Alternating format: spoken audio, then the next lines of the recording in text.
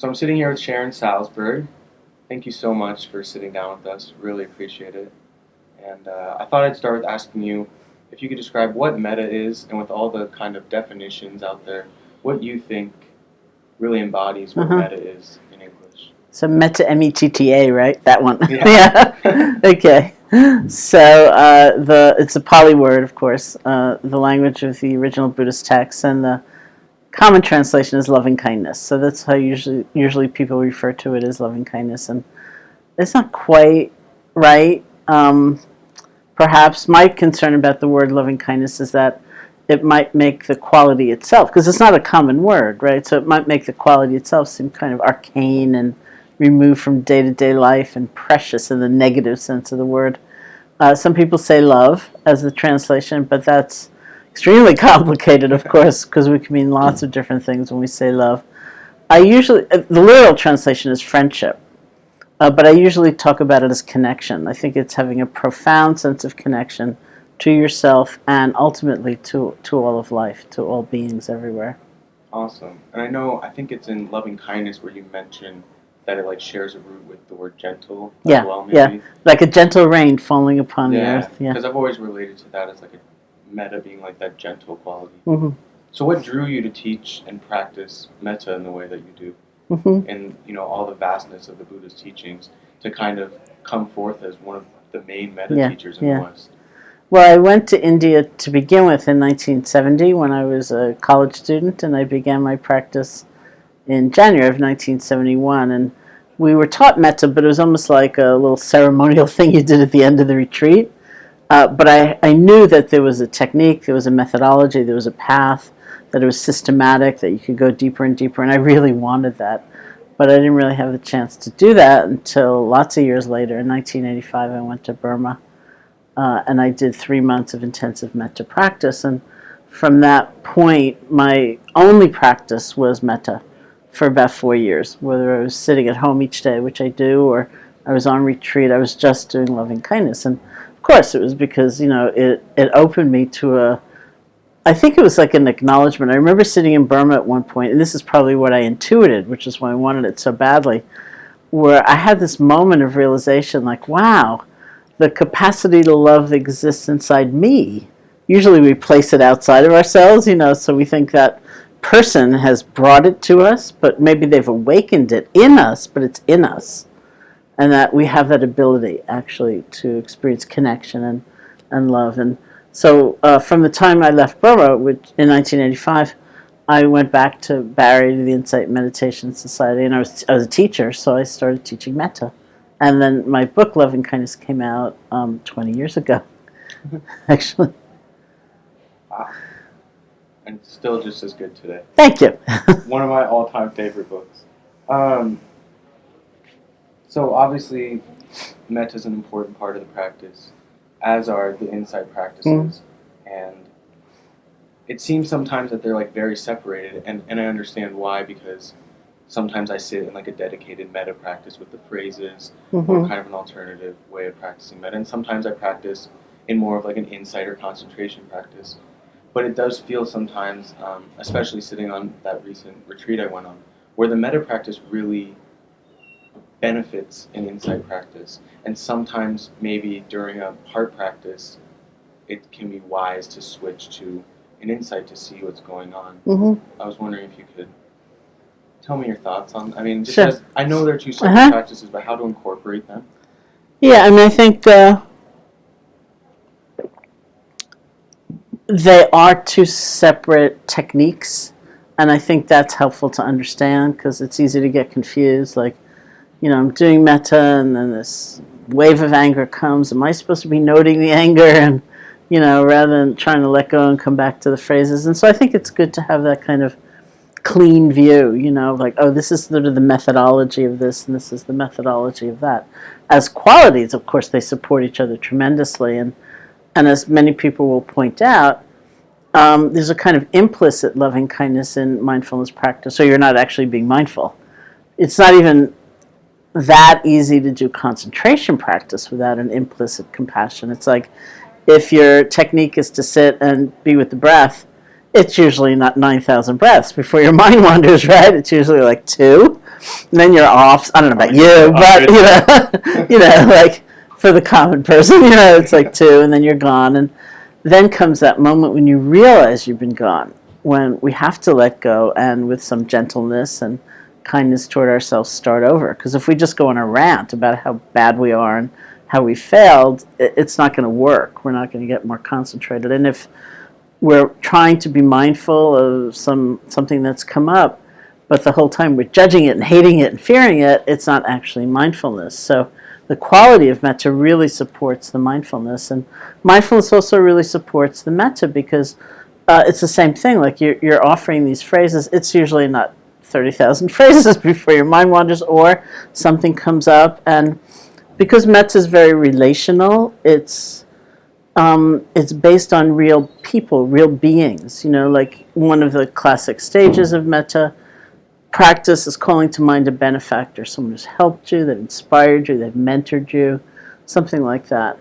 And very commonly someone will say, oh, I thought of that benefactor and I was offering them loving kindness and it was going so great, and then I remembered that one time, like they weren't really there for me. Maybe they're not my benefactor. Maybe they're my difficult person. And relationships are very complicated, and so we need that basis of insight and of mindfulness to deal with all the things that come up.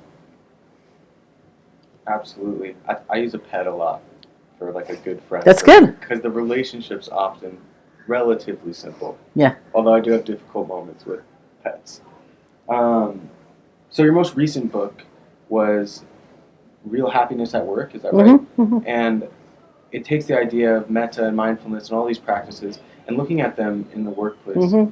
Why did you find that like an important topic to write on, specifically in like our Western culture? Well, a book I wrote before that was called Real Happiness, which is like a guide to meditation practice, like how to establish a practice or renew a practice or something. And the literal title of that book is Real Happiness, The Power of Meditation, a 28-day program. So it came out in January a few years ago, and February conveniently had 28 days. So we ran what we called a challenge on my website where we invited people to commit to the meditation practice. Some people were blogging. Everyone was free to comment. And we asked people, and it was wonderful. We really created I think a great community. I do. And we seem to be doing it every February now. But we asked people, please be honest. Unless it actually happened, please don't say, I sat down and 2.5 minutes later I was, swept away in a sea of bliss. And people were very authentic, I think, and real in what they were writing. And there was such a wide variety of livelihoods represented in that blog. So there were firefighters and an undercover policewoman and special ed teachers and hedge fund managers and hospice nurses. And almost everybody was talking about how hard things were at work. That it was one of the most complex places to bring their deepest values into play. And so I got really intrigued by that. And also people were offering resolutions. This is what I do, and this is what's helped me, and this is how I learned. And so I thought, wow, there's a lot of rich terrain there. That's awesome. Yeah, it's great. I have sometimes the benefit of working for myself, but I still find even in my work with customers and clients and whatnot that it's a difficult spot sometimes. I was reading in the book that sometimes we forget even that we want to be mindful or want to be kind, and that can be the hard part, is not actually doing it, but even remembering we want to, which I really related to. So one of the biggest questions we get about any of the heart practices, generally metta, it's what people tend to start with, is I'm not feeling anything, it's not emotional, or it feels forced, it feels like a prayer, or I'm not really doing anything. And I was the same way, as I discussed with you before. Like I kind of had a little bit of like fake it till I make it kind of thing going on. What would you say to someone who's kind of struggling with that? Maybe there's some like resistance around it.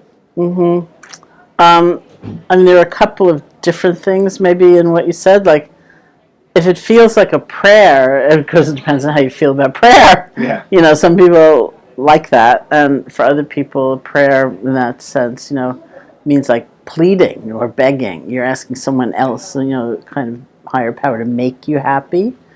And one of my colleagues, my friend Sylvia Borstein, helped me with that notion. She said, the may I, the may you be happy, may I be happy. The grammatical construct is, shows the hortatory subjunctive part of speech. And she said, it's like you hand someone a birthday card. You say, may you have a happy birthday. May you have a great new year. It's like a gift. You're gift giving. It's not like pleading. It's gift giving. It's blessing. That's really the tone of it. And the thing I probably say more than anything in all these years of teaching Metta is do not worry about what you feel. Because I have seen in my own experience, I've seen in thousands and thousands of people, that things are happening below the level of emotion. It's a change in worldview. It's a change in inclusivity. It's a change in how we pay attention. Like you meet a stranger and maybe you're more fully there instead of thinking about your email or whatever. You make a mistake and you're kinder to yourself. That's what's happening, which may have a big emotional component as you're sitting there, and it may not, but it's working anyway.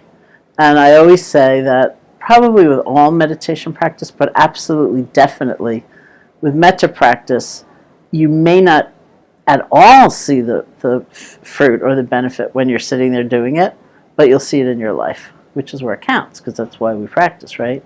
So if you're going to assess and evaluate, which I think one should, you don't want to do something forever, like not knowing if it's doing any good, but if you're going to assess or evaluate, first of all, don't do it every moment, think of how long you want to experiment with, a month, 2 months, whatever it is, and then look at your life, because that's where you'll see the changes, and often very, very profound changes. Yeah, I think maybe it was loving kindness or real habit. I think it was loving kindness where you talk about, I don't know if you were on retreat or teaching and you spilled something. Yeah. You were running late or something. Yeah, it was loving kindness. And you had that thought of like, oh, you screw up or something. Yeah. And then the kind of response of like, whoa, yeah. Look at that thought. Yeah. When we opened the Insight Meditation Society in 1976, so I had this yearning, which is where we started, to learn loving kindness practice and to really do it in this systematic way. So we opened the center and we didn't have any programming for a month. But I thought, okay, I've got a month. And I know how it's done, even though I don't have a teacher, so I'll do it. And so I did loving kindness for myself for the first week. And I felt absolutely nothing. It was like a completely dreary week. And then at the end of the week, something happened to one of our friends in Boston. So several of us had to leave the retreat unexpectedly. So I was up in one of the bathrooms getting ready to go, and I dropped this big jar of something, which just like went down on the floor, on the tile floor, and it shattered and broke, and the stuff went everywhere. And I noticed the first thought that came up in my mind was, you are really a klutz, but I love you. And I thought, look at that, you could have given me anything in the course of that week, and I wouldn't have said anything was happening, but something was happening. That's awesome. Well, thank you, Sharon, for your time. Thank you. I really appreciate it. It's been a pleasure. That's great. Thank you.